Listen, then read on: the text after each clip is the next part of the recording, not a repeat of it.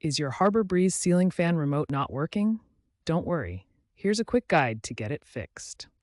First, the most common cause is dead batteries. Replace them with fresh AAA or CR2032 batteries. If that doesn't work, try resetting the remote.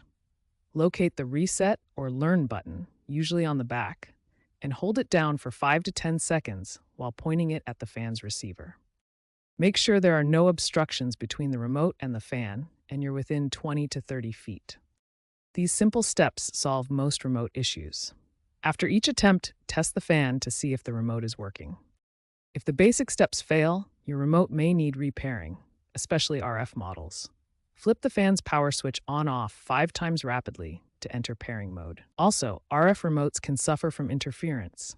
Try moving Wi-Fi routers or microwaves away from the fan. If you have a newer smart fan, consider using the app-based control via your smartphone, which bypasses the physical remote entirely. Should none of this work, there may be loose wiring in the fan's receiver or a faulty receiver. Check for corrosion on contacts. In these cases, consider professional help or consult a licensed electrician.